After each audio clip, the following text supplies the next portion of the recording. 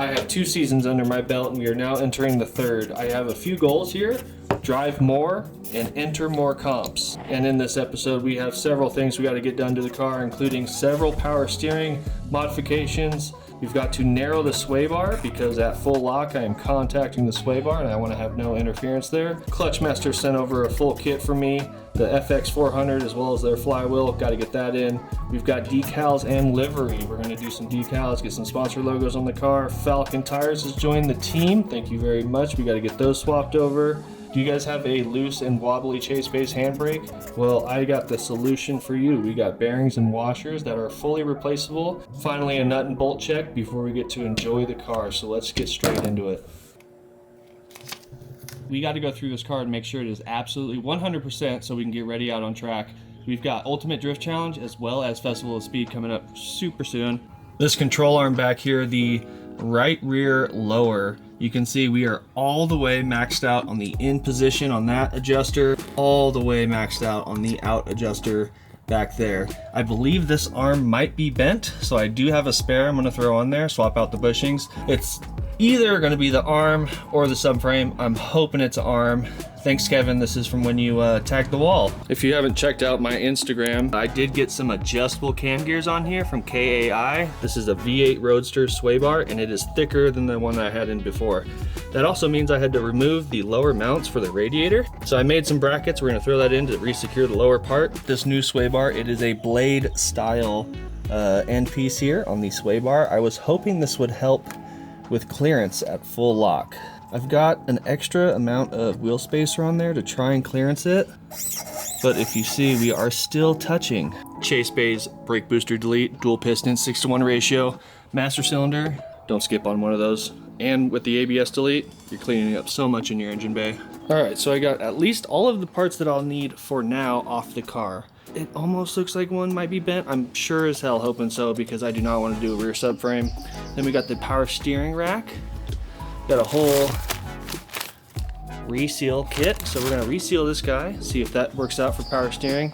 Get everything swapped over, resealed, see how that works. I think the most difficult part about this is getting the Teflon seals to push in and squeeze in. So I've just got a couple clamps here, forcing those seals to close up because they will, once installed into the rack, they will actually expand and seal up that. So getting them to fit into the machined area that this is supposed to slot into is a little difficult, so I just used a couple hose clamps. I will check the seals to make sure there's no cuts or damages, but that should do the trick. And there it is, we got one power steering rack rebuilt. It's funny how tiny these things are. Everything on a Miata is just itty bitty. Fingers crossed this thing works, gets us back with some power steering setup on the car. We've made it back to the house, and before I left the shop, I did push in the bushings into the lower control arm, the poly bushings there. And as far as the sway bar, I got it in the press, and the overall width side to side is about 1.5 inches narrower. So hopefully we will clear those tires, and I can even remove a spacer. That's the goal. I am definitely really hoping that this lower control arm is going to fix the alignment issue back there. We also got the sway bar adjusted without wheel spacers. I'm actually clearing on both tires all the way to lock. No rubbing whatsoever, so that did work. Now it's time to get to work on the steering system. Obviously, we gotta swap out the rack itself. I just got in the mail one very important piece to this power steering revamping we're doing to clean up the engine bay. And this is actually coming from Chase Bays. Dash 6 AN fitting from the pump down to the rack. And more gold. Got that gold, got that gold, got that gold. Now we got more gold. So what I have here is an NB pump. And an NB pump has a different outlet where I went to KA injection. So they make cool little fittings like this, which converts the outlet to a Dash 6 AN. And then I also have the corresponding fitting on the rack as well. And there you have it, Dash 6 AN up to the pump, down to the rack. We still got to work on seeing if we can find a fitting that will work for the inlet of the power steering pump on the Miatas. Redo all the power steering lines, that would be ideal. Oh yeah. Between resealing the rack, getting that new AN fitting for the pressure line on the power steering, everything is looking solid. Now we have no issues with the power steering system. We could improve on that further, but everything's looking good so far. On to the next item.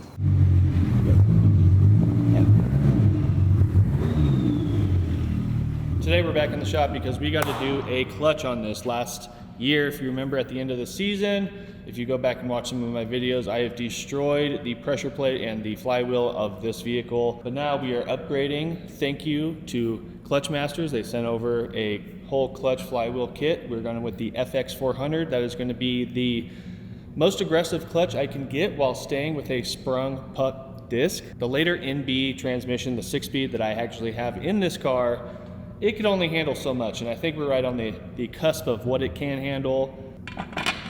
In order to start any of this, we got to get this transmission out of here. Just like that, we got the transmission out of here, and I got to say that this clutch is toasted. Look at that pressure plate. Heat marks all over the place. Same goes for the flywheel. I mean, it's just as bad, if not worse. And there it is. We got to get this new clutch in there. Thank you, Clutch Masters, for helping and supporting the race program this year. I don't know if you can tell, I do have some sponsor logos on the car. It's not finished by any means, but I did get a few logos on there. We're going to get this all cleaned up, back in the car, do a little bit of a break-in period. I'm sure it's going to work so good. So let's get to it. Back in the car. Just like that, we got the transmission back in. So now that that is done, that is one big check mark off the list.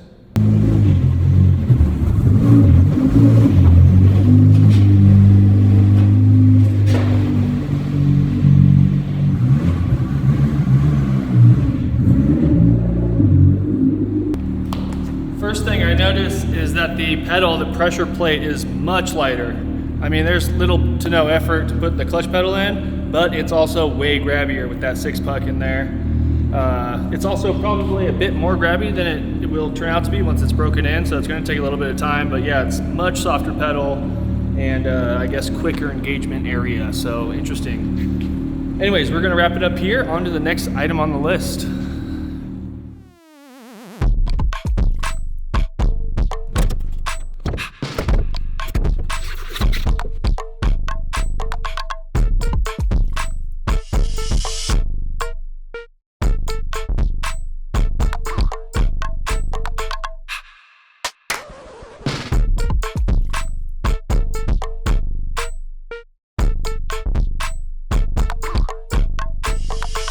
All you guys out there running Chase Bay's handbrake, have you guys noticed a little extra wobble in your handbrake there? Well, did you know that Chase Bay's actually has a solution for you? They have bearings and washers that you can go through and replace this. If you didn't know, there are bearings down in here. So we're going to take these out, swap them out, try and get a little bit less movement out of my shaft, if you know what I'm saying. These here are the parts you'll receive in your kit, and if you're like me, you'll find out that your upper bearing was completely blown out and in pieces, so I'm super glad we got that. The bottom bearing is actually just fine, but these little plastic washers you get, those are going to be good to replace. Do note that if you get this, you will need 2. I didn't realize that there are actually 2, but there are 2 in here. One of them happens to be blown out, so that's going to work out just fine for us. I actually had to pop out the outer race there, so once you get your bearing out, we're going to pop in a new one. Not broken. Easy peasy.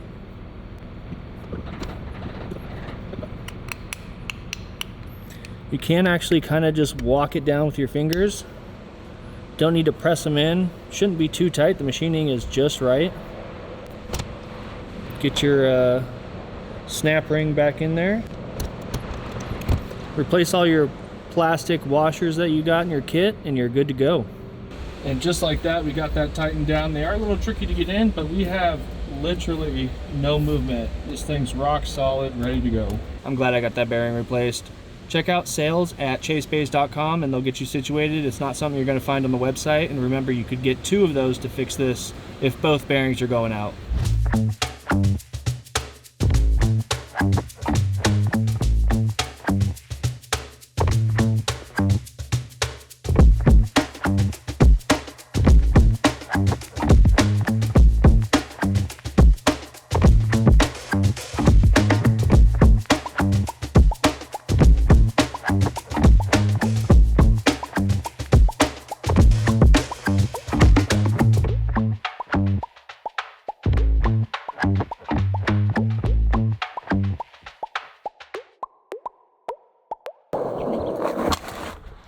Came out here for one last cruise in the car.